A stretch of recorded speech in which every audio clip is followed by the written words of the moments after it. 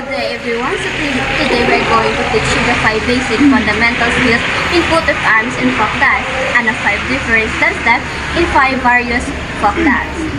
To better understand the movements of folk dance that we are about to learn, we must first learn the 5 basic fundamental skills of foot and arms of folk dance.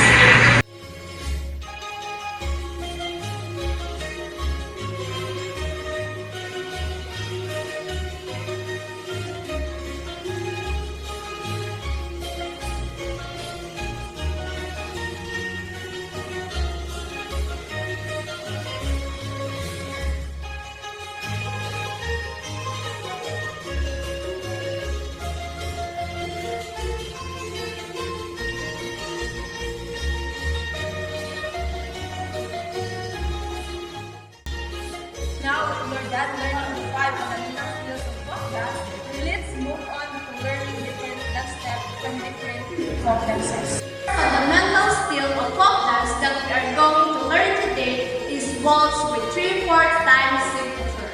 Watch and learn. Forward step, side step, close.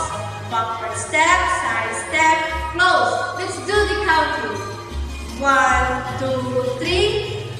1, 2, 3. Count with me. 1, 2, 3. 1, 2, 3. 1, 2, 3. 1, 2, 3. The second basic fundamental skill with a 2/4 time signature is Tagalog. Follow my lead. Step, cut, step, cut, step, cut. Now, let's do the counting. 1 up, 1 up, 1 up, 1 up. The second basic fundamental skill with a 2/4 time signature is Tagalog. Follow my lead. Step, cut, step, cut, step, cut, step, cut. Now, let's do the counting. 1 up, 2 up, 1 up, 2 up. Now, let's do it together. 1. The third basic fundamental skills in folk dance is change step or two-step. Follow my step.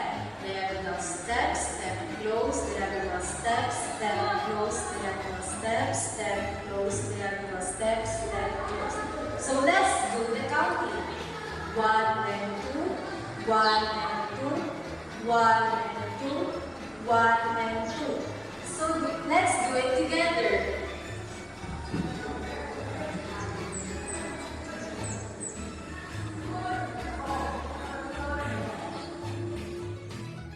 The fourth basic fundamental skills in folk dance is polka with 2/4 time signatures. Heel, close, step, close, step. Heel, close, step, close, step. 1 and 2 and 1 and 2 and. The mental skills in folk dance is close step with 2/4 time signature. Point, close, point, close. 1, 2, 1, 2. And that's all. Thank you for watching, and I hope you enjoy it and you'll learn something about it.